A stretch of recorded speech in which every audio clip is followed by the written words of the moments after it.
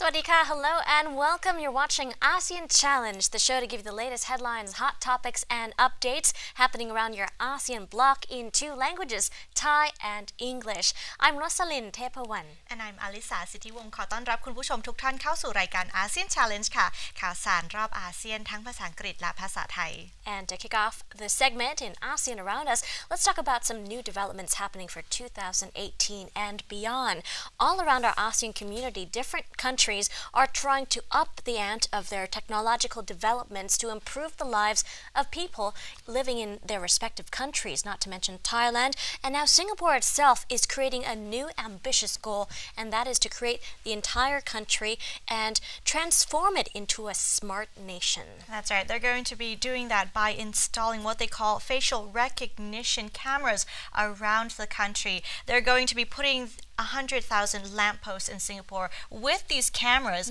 And what these cameras can do is that they can capture a face similar to when you take a picture, and then it will be able to recognize a face, whether it's on social media or if it's different websites. It can recognize that this might be Rosalind, this might be Alyssa, and so it's similar to that, but this is happening in the city. Now, the positive side of it, of course, is, they want to mitigate the situation in terms of crimes, terrorist attacks, and whatnot. So this could prevent it. But however, there is a negative side to it, or a worrying side, we can say. And obviously, if you're walking around and almost every lamppost can recognize your face, some concerns in terms of privacy does arise as well. Right, privacy, infringement of rights, and various concerns have been voiced by many different parties as well. Not just the U.S. opposition rights groups, but you also have many people in the community voicing concerns as to whether or not this new technological development and this AI facial recognition system would in fact be used against them politically, for example. There are lots of other problems that arise from recognition software. So you could say there are always two sides to the coin. Well, on one end, you'll have a lot of security, you'll have a lot of technological developments that can be really collaborative and cohesive when you need it in terms of tackling terrorism, for example. But as you mentioned as well, whether or not this technology could be used against the population is a big concern. But according to the government and their organization called GovTech, the Singaporean agencies and related different branches have voiced that they will not be using this information or this database against the population because they're sensitive toward rights and privacy issues. That's right. So taking a look at the technology itself, not only will it be able to be recognizing face, but it's also able to monitor through sensors air quality, water levels, traffic counts as well. So this camera or this technology will be able to register 1.8 billion faces in less than 3 seconds as well, which is a lot because in terms of the population of Singapore, such a small country, they have 5.6 million people. So that's able to, we can say, capture everybody. Right, that's smaller than the size of Bangkok's population in Thailand with 7 to 8 million people already. But altogether, being such a small city-state, they're going to install these pilot cameras in roughly 110,000 lampposts around the city-state. And so this is not an exact number, but officials say that this may be the number that they're going to use for their pilot program to see how it turns out. But altogether, this is part of an initial project that'll continue to collect information and test this kind of lamppost system and facial recognition technology until they perfect the system. But altogether, this kind of technology isn't anything new compared to other countries like the UK, where they have lamppost installations in London, even New York. But the difference is, according to experts like a security lecturer from Australia's Murdoch University, this man, Ian Wilson, says that Singapore's implementation of this technology will be different in that the country might involve more extensive facial recognition technology, more so than what we've seen in other countries like Beijing, even in China, and the US and Europe. That's right. So they're going to begin this project or the pilot project to begin next year. And of course, at the moment, they are allowing different companies to register their interest if they want to, if they're interested in providing technology for the network as well. You've mentioned that it's very common in other countries. Now, you mentioned as well that it's quite common in Chinese cities like Beijing and China. So in China, they use it to identify people, vehicles. They have this thing as well called a social credit system, which is very interesting in China. So that's something that's a little bit different, hopefully, from what Singapore is doing. Maybe it will raise more concerns if Singapore does it. But the credit system, social credit system in China, is basically how we can refer it to similar to, for example, a company where it has ratings on a website, or even each person has an Uber rating, right? So you can have an Uber rating or something. But this is your rating for everything in society. Everything affects your score, whether it is where you went to school, your grades, if you've had any criminal offenses against you. But the funny thing about it is even your friends or colleagues affect your score. For example, if I had a certain score, and for example, if your score was very high and I'm your friend or I'm your colleague here, so therefore that would increase my score because I'm associated to you. And the funny thing is that people start to use this credit score as like a part of their dating profile. Oh, wow. So it's not about wealth anymore. It's not about your occupation. This credit score gives you everything, which is not funny, but we can say that the thing about it is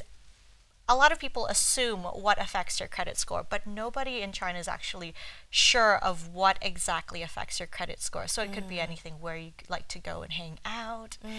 what car you drive. Wow. Well, this kind of system is quite interesting in that it kind of hooks up everyone to the system, and everyone is evaluated based on kind of association and based on experience, and they're given scores. Quite interesting. Your whole life is scored and evaluated based on a very abstract set of evaluation systems. Altogether, this is one example of how China applies their kind of cyberspace technology database collectively together in comparison to one another. Different countries try to use it in different ways, so it's quite interesting to see how different countries are applying their technologies in ways that kind of apply to their society and to their culture and their kind of government system. But you have Thailand as well, using this kind of technology in a different way. In Thailand, they also plan to produce smart cities. With Singapore producing a smart nation here, moving toward that goal in the near future, Thailand is also trying to produce smart cities, being a bigger country than Singapore. It's creating smart cities with a deadline, you could say, a goal of creating 100 smart cities within 2 decades. Currently, we have 3 smart cities, but now we're going to produce for 2018, around another 10 cities. But the smart city is quite different from what we see in China and in Singapore. They're trying to hook people up, for example, the elderly, so that people can monitor their health, monitor security, and monitor a comfortable lifestyle, for that example, and tourists as well. Speaking of smart cities as well, I went to Chiang Mai for the Songkran holidays, and in Chiang Mai they have a technology where actually in Bangkok we don't even have yet for Is traffic. that right? For traffic, if you're driving, for example, as you pass a certain camera point, there will be a screen that tells you how fast you're going, and it will be like according to each lane. Oh, wow. So that's something that's where, there you go, smart cities, it's already happening, and we can see that other cities, it's not exactly just Bangkok, but other cities are also developing as well. Like Phuket, for example, tourists who love to visit the island of Phuket will also be able to experiment with new technologies, not just for trash collecting, but also technologies for tourism. For example, boats will be experimenting with new technologies where they will be able to test the weather, test communication among boats to make sure safety is a priority. And so we'll have to see, keep our eyes peeled to see what new technologies will be applied to what ASEAN countries next. Quite exciting times. ใช่แล้วค่ะมาดูกันในส่วนของ ASEAN Around Us ค่ะวันนี้นะคะเรามาดูเทคโนโลยีที่กำลังจะเกิดขึ้นนะคะโดยเฉพาะในประเทศในอาเซียนของเราแต่ว่าเดี๋ยวเรามาโฟกัสที่สิงคโปร์กันก่อนนะคะที่สิงคโปร์เนี่ยค่ะเขาก็มีแผนที่จะมีกล้องวงจรปิดนั่นเองค่ะที่เขาจะสามารถจับ ใบหน้าของบุคคลได้แต่ละคนได้อันนี้นะคะเขาก็บอกว่าข้อดีของมันเนี่ยคือมันสามารถที่จะจับดูว่าสมมติว่ามีการก่อการร้ายเกิดขึ้นอะไรเงี้ยใครเป็นคนก่อหรือว่าเป็นการป้องกันก่อนไม่ให้มีการก่อการร้ายเกิดขึ้นแต่ว่าอย่างไรก็ตามค่ะก็ทำให้คนก็ถือว่ามีความเป็นห่วงเรื่องความปลอดภัยด้านคือที่เรียกว่าเหมือนกับว่า privacy ของตัวเองความเป็นส่วนตัวว่ามันจะไปละเมิดสิทธิตรงนั้นหรือเปล่ามันก็จะมีกลุ่มผู้เชี่ยวชาญด้านความมั่นคงแล้วก็กลุ่มเคลื่อนไหวด้านสิทธิมนุษยชนเนี่ยค่ะที่ออกมาแล้วรู้สึกว่าเทคโนโลยีตัวนี้มันอาจจะละเมิดสิทธิความเป็นส่วนตัวนะคะแต่ว่าตัวเทคโนโลยีตัวนี้นอกเหนือจากว่าสามารถที่จะจับใบหน้าของบุคคลแต่ละคนได้แล้วเนี่ยนอกจากนั้นเนี่ยมันก็สามารถที่จะมีมอนิเตอร์สำหรับดูอย่างอื่นด้วยอย่างเช่นสภาพอากาศเป็นอย่างไรระบบน้ำนะคะความสูงของน้ำเป็นอย่างไรหรือว่าแม้แต่การจราจรเป็นยังไงกันบ้างอะไรเงี้ยซึ่งจริงๆเทคโนโลยีเนี่ยไม่ได้เป็นเทคโนโลยีที่ใหม่ขนาดนั้นเพราะว่าประเทศอื่นๆเนี่ยเขาก็มีใช้กันละไม่ว่าจะเป็นประเทศจีนก็มีนะคะหรือว่าจะเป็นที่อเมริกาที่นิวยอร์กเนี่ยก็มีหรือว่าจะเป็นที่ลอนดอนประเทศอังกฤษก็เริ่มใช้กันละใช่ค่ะแต่ว่าประเทศสิงคโปร์นะคะทางผู้เชี่ยวชาญก็ออกมาวิเคราะห์นะคะว่าประเทศนี้ก็อาจจะใช้เทคโนโลยีนี้ในทางที่ลึกซึ้งมากกว่านั้นนะคะเพราะว่าเขาดูรายละเอียดไม่ว่าจะเป็นรูปลักษณะหน้าใช่ไหมคะกิจกรรมสภาพแวดล้อมหลายอย่างแล้วก็อาจจะใช้ข้อมูลนี้เป็นฐานข้อมูลที่ค่อนข้างจะลึกซึ้งแล้วก็เต็ม exhaustive มากๆ complete เพราะฉะนั้นหลายกลุ่มที่เมื่อกี้พูดนะคะออกมาวิเคราะห์ว่ามีส่วนอันตรายเช่นกันเพราะว่าถ้าใช้ในทางที่ผิดอย่างเช่นเรื่องการเมืองเรื่องการตลาดอะไรแบบนี้คนก็อาจจะคิดว่ามันเป็นเรื่องที่ไม่ควรที่จะไปแตะต้องนะคะเรื่องส่วนตัวละเมิดสิทธิมนุษยชนหลายอย่างเลยค่ะแต่ว่าในขณะนี้ก็อยู่ในขั้นทดลองซึ่งทางรัฐบาลนะคะก็วิเคราะห์มาว่าอาจจะติดกล้องคล้ายๆ CCTV เนี่ยที่แลมป์โพสต์ประมาณ100,000 กว่าแลมป์โพสต์นะคะซึ่งก็จะสะสมแล้วก็รวบรวมข้อมูลเร็วมากเลยนะคะภายใน3 วินาทีนั่นเองใช่ก็คือถือว่าเสาไฟต่างๆในประเทศเนี่ยก็สามารถที่จะจับหน้าแต่ละคนได้ 1.8 ล้านคนภายใน3 วินาทีที่คุณโรสลินพูดถึงซึ่งจริงๆแล้วถือว่าแทบจะทุกคนเลยนะเพราะว่าสิงคโปร์เป็นประเทศที่เล็กมีจำนวนประชากรอยู่ที่ 5.6 ล้านคนเองเล็กกว่ากรุงเทพอีกนะคะประชากรสิงคโปร์เพราะฉะนั้นเราก็จะค่อยจับตาดูนะคะว่าจะมีการใช้ข้อมูลนี้แล้วก็พัฒนาทางด้านไหนแต่ว่าในเวลาเดียวกันประเทศไทยของเราเองนะคะก็มีการใช้ข้อมูลคล้ายๆแบบนี้วิธีดูแลคนผู้สูงอายุยกตัวอย่างนะคะในเมือง Smart City ที่ปีนี้ค่ะคาดว่าน่าจะเพิ่มSmart City มากกว่า10 เมืองนะคะไม่ว่าจะเป็นภูเก็ตเชียงใหม่หรือว่ากรุงเทพหลายๆจุดเลยค่ะก็เชื่อว่าคนไทยเองก็น่าจะติดตามกันดูว่าเราจะมีเทคโนโลยีใหม่ๆอะไรที่สามารถที่จะพัฒนาวิถีชีวิตของแต่ละบุคคลได้ก็เป็นว่าเทคโนโลยีค่ะก็มีข้อดีของมันแล้วก็มีจุดที่อาจจะเป็นข้อเสียบ้างก็ต้องระวังนะคะแล้วก็ต้องใช้ในถูกทางนั่นเองถูกต้องค่ะ and some food for thought there but with that it's time for a short break when we come back more updates ahead in ASEAN hot issues stay tuned พักกันสักครู่ค่ะ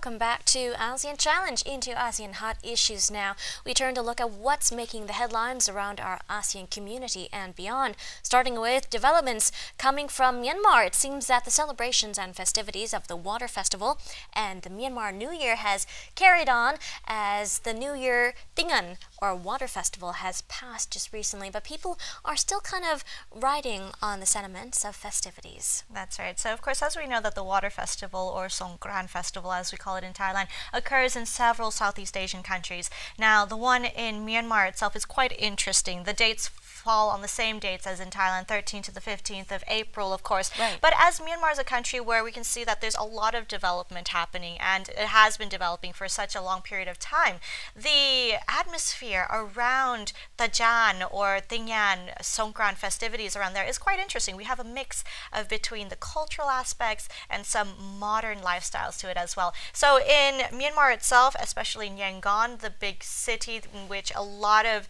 activities happen during Tajan, Ramadan festival. We can see that people come out onto the streets or into different areas where it's celebrated with water guns and hoses, and they spray each other to celebrate the Burmese or Myanmar New Year, and in which they believe, of course, spraying water will cleanse out the bad luck or the bad incidents that have happened in the past year, and in order to, of course, refresh yourself and bring in good ones. Indeed, and also receive blessings from the elderly as well. Another tradition that's passed on around Thailand for generations. But as you can see, lots of fun with water guns and hoses and water pouring, where people are dressed very conservatively and just having fun. You see there's a lot of younger crowd participating in this water splashing ceremony, less so than the older crowd who opt to spend more time peacefully at home. But all around, not just in Myanmar, but in Thailand,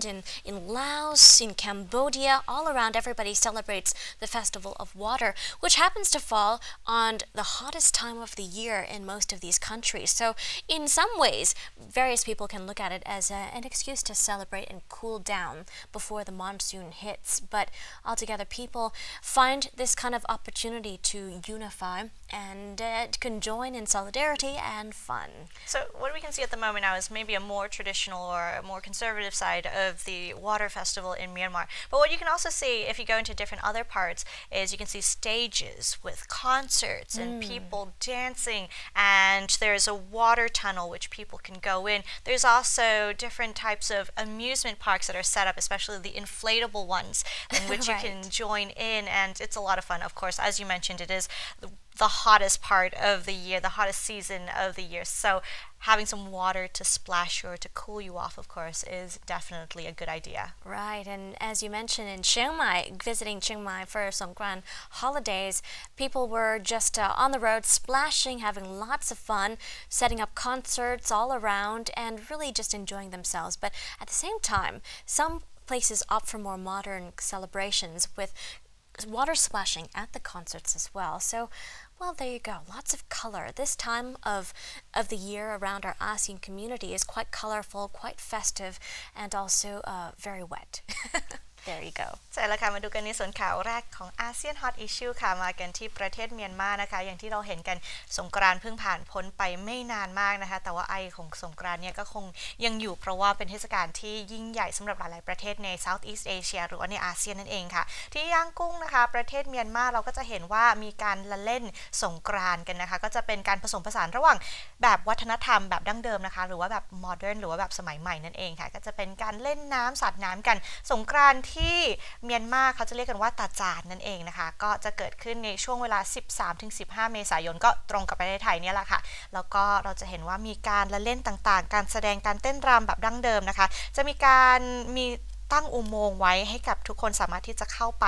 นะคะผ่านอุโมงค์น้ำด้วยนะคะแล้วก็เขาเชื่อกันว่าการที่เราสาดน้ำเนี่ยก็เป็นการล้างความโชคร้ายจากปีก่อนออกไปเพื่อที่จะเริ่มปีใหม่ได้แบบอย่างสะอาดค่ะใช่ค่ะทุกที่นะคะในอาเซียนหลายประเทศไม่ว่าจะเป็นลาวประเทศกัมพูชาหรือว่าประเทศอื่นๆพม่าด้วยนะคะก็จะมีการเฉลิมฉลองถือว่าเป็นโอกาสที่จะทำให้ตัวเราเย็นลงนะคะเพราะว่าเป็นช่วงที่อากาศร้อนด้วยค่ะเพราะฉะนั้นเราก็สามารถที่จะร่วมกิจกรรมสนุกสนานแล้วก็เย็นลงด้วยค่ะก็เป็นช่วงที่น่าสนุกสนานไม่ว่าจะเป็น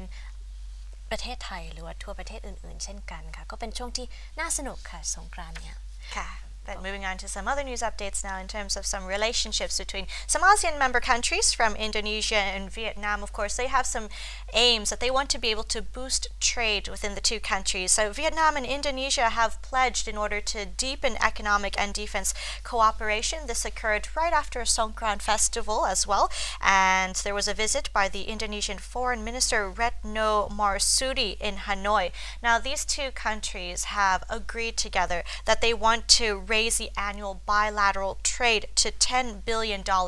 in the next few years, as we can say. At the moment now, last year's amount was $6.8 billion. So they have lots of plans in order to do that. Right, indeed, falling at a good time as well, right after Songkran holidays, bring people together from other countries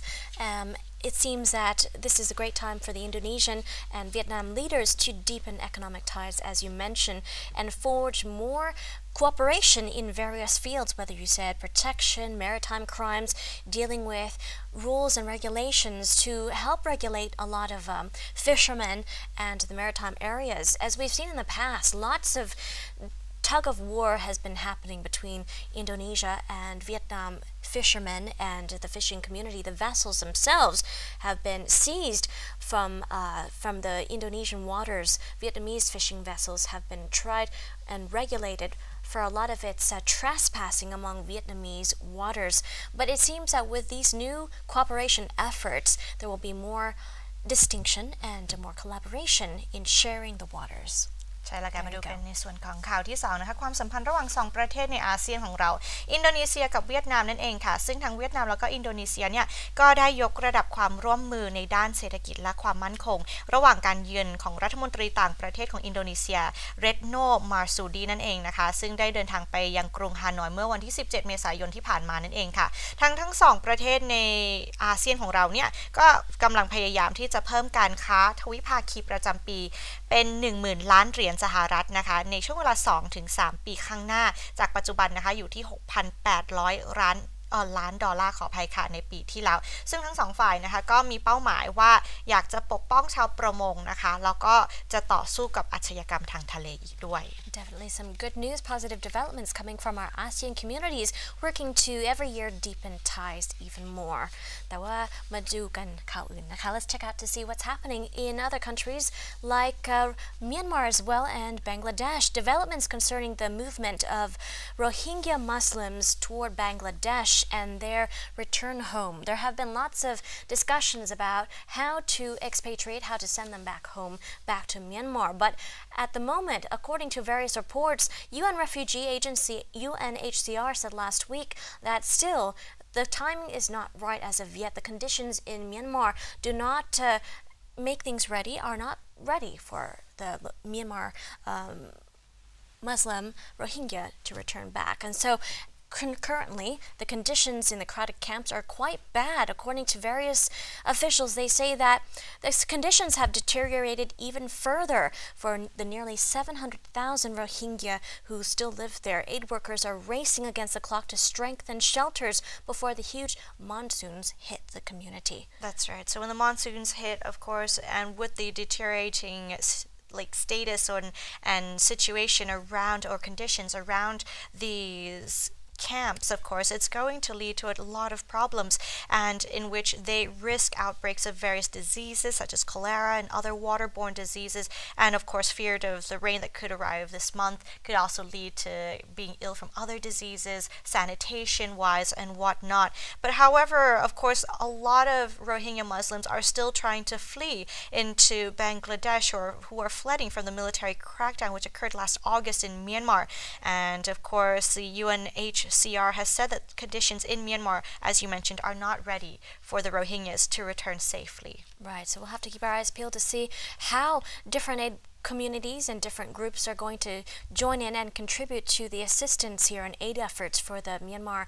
for the Rohingya community right here. But at the same time, still more and more influx of refugees are trying to flee and joining this Cox's Bazar community, which is becoming more and more overcrowded. So we'll have to keep our fingers crossed and hope for the best when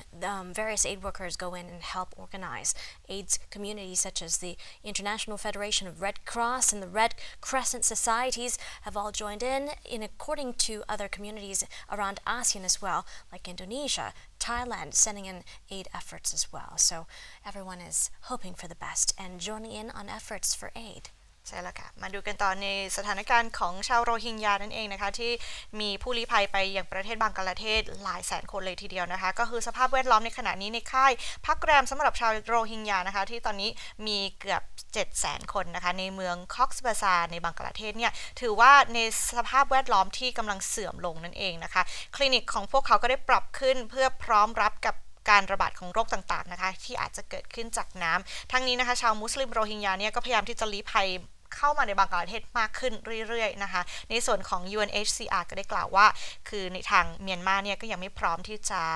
รับชาวโรฮิงญากลับเข้าสู่ประเทศอย่างปลอดภัยก็ยังไม่สามารถที่จะทำได้เราก็ต้องติดตามดูกันนะคะว่าจะเกิดอะไรขึ้นหรือว่าชาวโรฮิงญาเนี่ยจะมีสภาพการเป็นอยู่เป็นไงบ้างค่ะ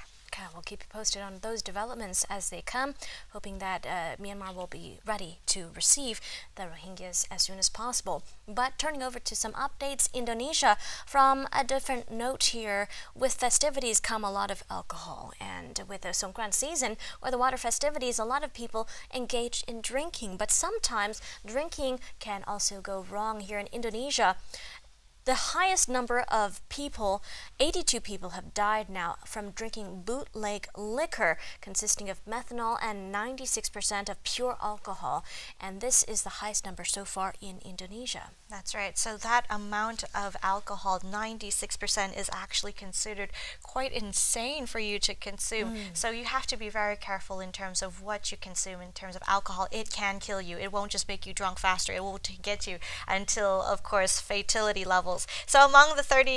the deaths, of course, 31 were from Jakarta, 51 were from neighboring West Java province. And in terms of detaining the suspects, of course, 7 have been detained, and they are still looking for 2 others who are on the run. Right. In addition to 82, various officials say they're still investigating more possible victims of this alcohol overdose, and deaths from the consumption here are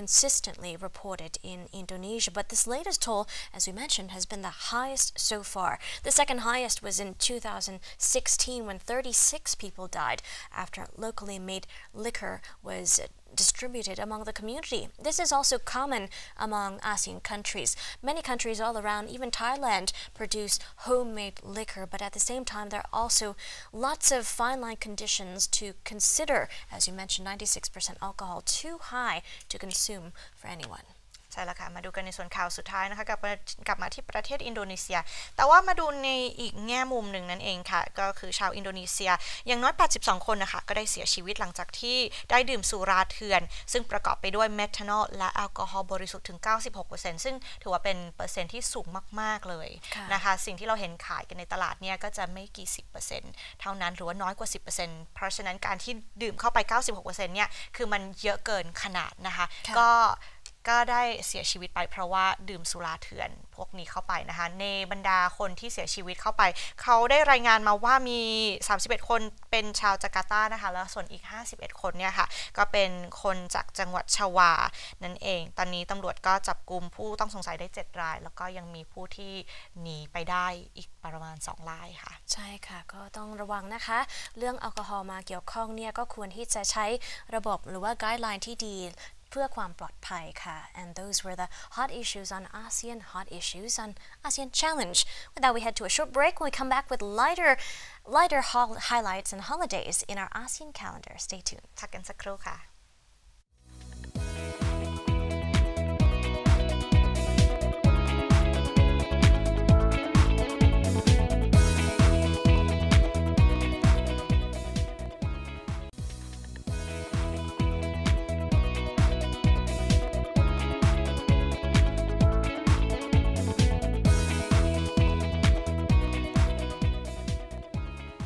Back to the program. Into ASEAN Challenge, we head to ASEAN Calendar for you to mark your holidays with. ใช่แล้วค่ะกลับเข้าสู่รายการ ASEAN Challenge ในช่วงนี้ ASEAN Calendar ไปติดตามชมกันค่ะ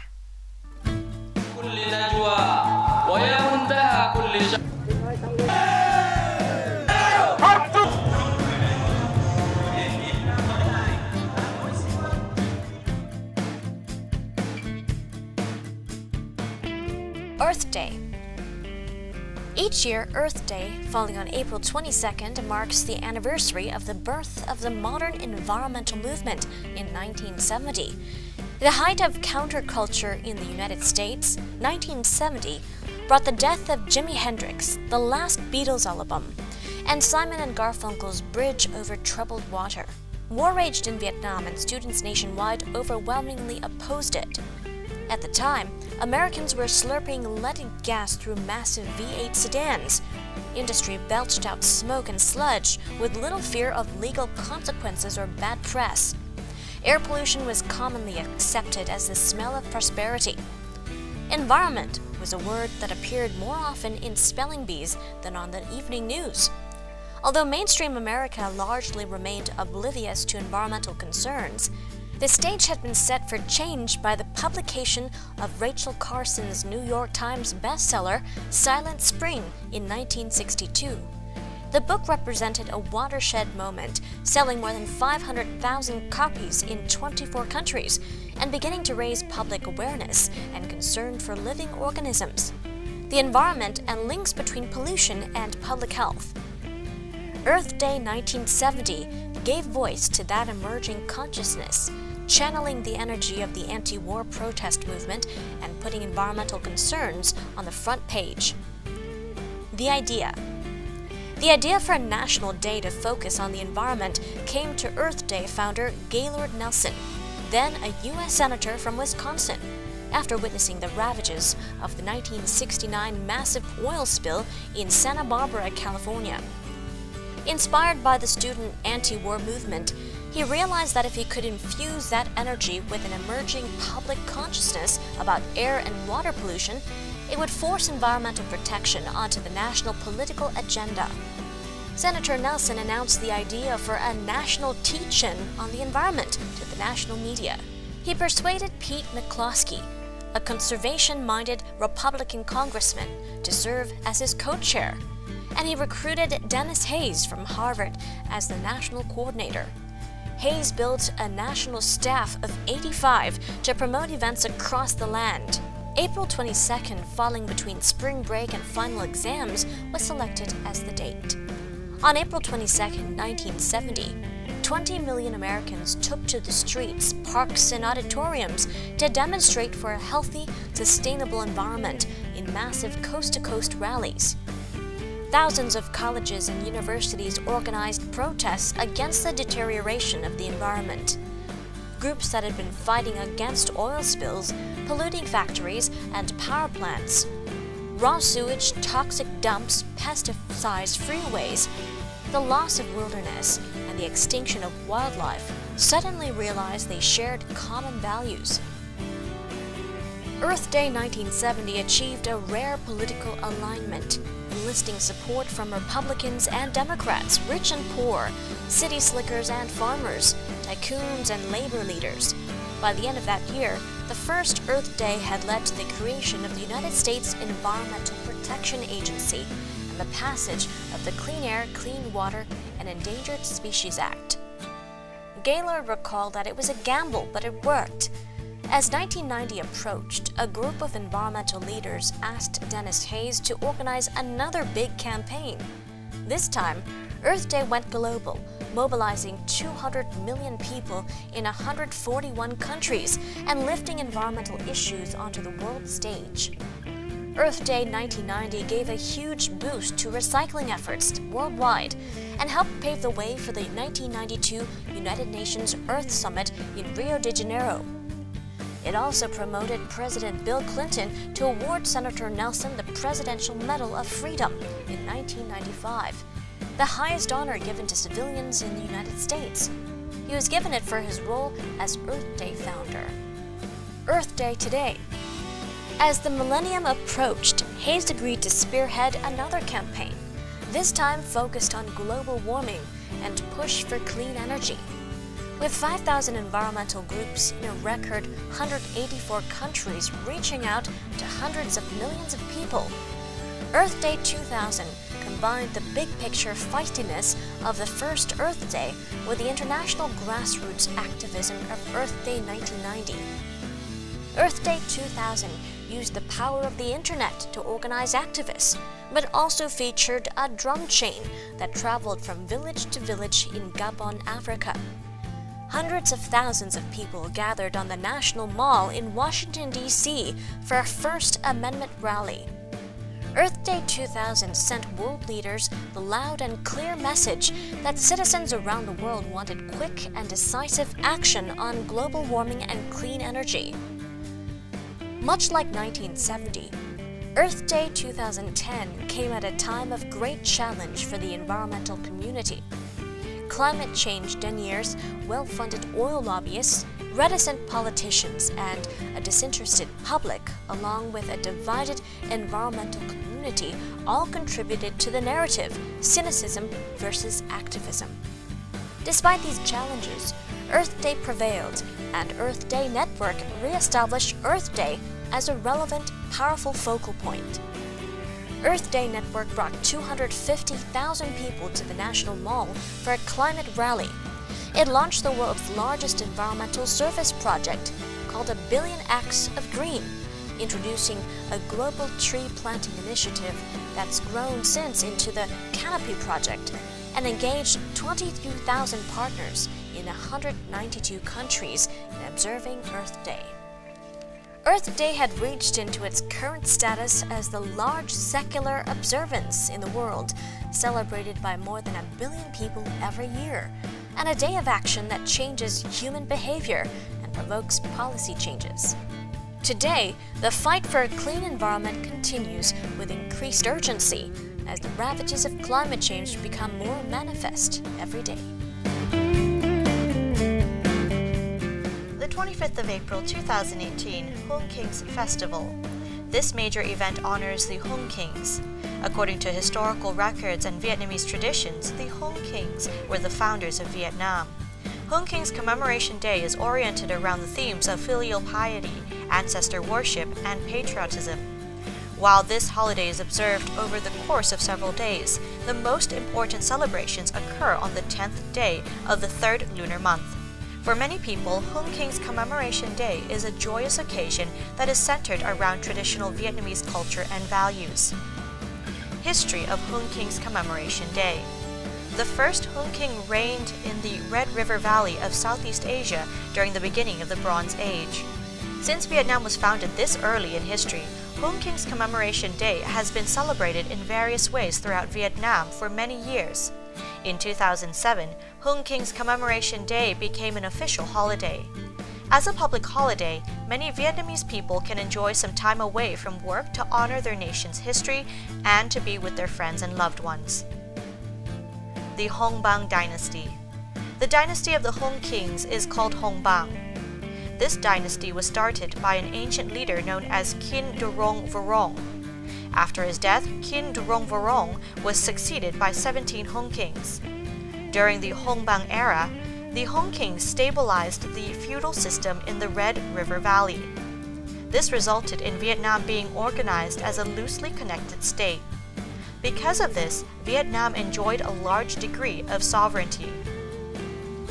While much of Vietnam was connected during the rule of the Hùng Kings, it was more similar to a confederacy than a modern nation-state. The Hùng Kings also strengthened diplomatic ties with China. Many scholars believe that this diplomacy preserved Vietnamese sovereignty for many years. This can also help explain why Vietnamese culture is more similar to Chinese culture than the other cultures of Southeast Asia. Some of the most advanced Asian art of the Bronze Age was also produced in Vietnam during this period.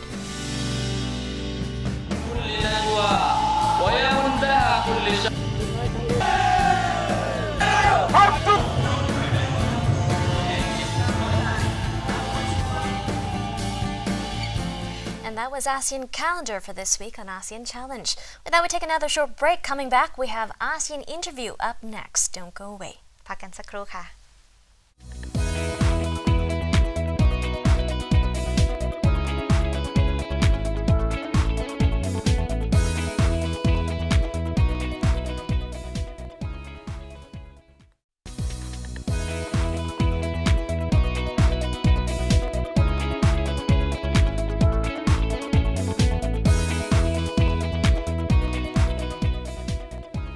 Welcome back to the show. Into ASEAN Interview, we tell you about Reuters winning 2 huge Pulitzer Prizes for their reporting. ใช่แล้วค่ะกลับเข้าสู่รายการ ASEAN Challenge ในช่วงนี้ ASEAN Interview นะคะไปดูกันค่ะที่สำนักข่าวรอยเตอร์นั่นเองนะคะก็ได้รับรางวัล Pulitzer ไปติดตามกันค่ะ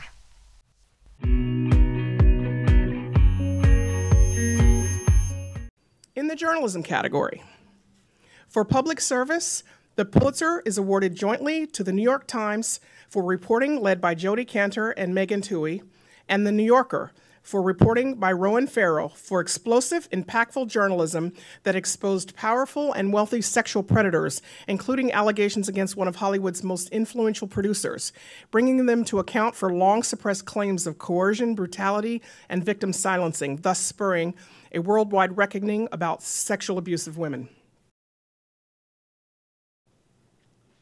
For international reporting, the prize is awarded to Claire Baldwin, Andrew R.C. Marshall, and Manuel Mogado of Reuters for relentless reporting that exposed the brutal killing campaign behind the Philippines President Rodrigo Duterte's war on drugs. The Pulitzers, the most prestigious awards in American journalism, also honored U.S. media for their work on some of the most pressing domestic issues, such as pervasive sexual harassment in the workplace and the investigation into Russia's involvement in the 2016 U.S. presidential election. Well, first of all, to highlight that Reuters is truly a global news organization, and this is a year that, rightly, the Pulitzers focused a lot on the Me Too movement and on Donald Trump and aspects of that story. And we covered that, of course, but we think it's really important to cover everything that goes on in the world, and there were very important things going on in both the Philippines and Myanmar and Bangladesh of serious consequence, and we think it's our duty to report important stories everywhere in the world, and this is an illustration of that. For feature photography, the prize is awarded to the photography staff of Reuters for shocking photos that expose the world to the violence Rohingya refugees faced in fleeing Myanmar. The New York Times and the New Yorker magazine shared the honor for public service for their reporting on sexual harassment allegations against Hollywood producer Harvey Weinstein. The reporting revealed explosive, impactful journalism that exposed powerful and wealthy sexual predators, the Pulitzer Board said. In both of these stories, our reporters had to be really brave and very resilient. These were difficult places to work. They were working under enormous pressure and in some cases being threatened. And their ability and willingness to go out there and tell very hard stories, I think was very special. Also, I think it's a very important part of journalism to expose injustice, to protect the weak. And in both stories, there was really some of that. There were Rohingya who were fleeing and going to a place where they're going to be living under very difficult circumstances, one of the most heartbreaking stories in the world today. And there was really serious questions of justice with police killing people with tremendous impunity who were accused of drug crimes. And capturing that and focusing on that is very much what journalists do. We shine a light on wrongdoing, we shine a light on situations where people are really being hurt. And I think we did this in both of those cases. For investigative reporting, the prize is awarded to the staff of the Washington Post for purposeful and relentless reporting that changed the course of a Senate race in Alabama, revealing a candidate's alleged past sexual harassment of teenage girls and subsequent efforts to undermine the journalism that exposed it. For national reporting, the prize is awarded jointly to the staffs of the New York Times and the Washington Post for deeply sourced, relentlessly reported coverage in the public interest that dramatically furthered the nation's understanding of Russian interference in the 2016 election and its connections to the Trump campaign, the president-elect's transition team, and his eventual administration. One of the things I loved about the Pulitzers this year is they showed how great the journalism is that's being done both in the U.S. and around the world. Journalism was serving as a check on government, it was a watchdog, and it was also a window on the world. That's what journalism is supposed to do, and I think people should treasure and appreciate the quality of work being done. It's being done on their behalf. Journalism exists to help people know what's going on in the world, and I think journalists did that this year, and we're all excited about the work that we are seeing in the Pulitzers this year. For feature writing, the prize is awarded to Rachel Gatzi-Gunza, a freelance reporter for GQ, for an unforgettable portrait of murderer Dylan Roof using a unique and powerful mix of reportage, first-person reflection, and analysis of historical and cultural forces behind his killing of 9 people inside Emmanuel AME Church in Charleston, South Carolina.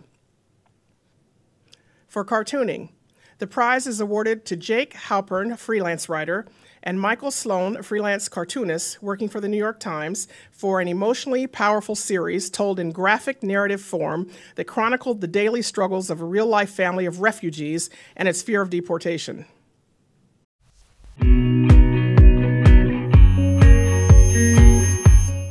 And that was ASEAN Interview this week, and that wraps up ASEAN Challenge for the week. We'll see you again very soon next week. For now, สวัสดีค่ะ สวัสดีค่ะ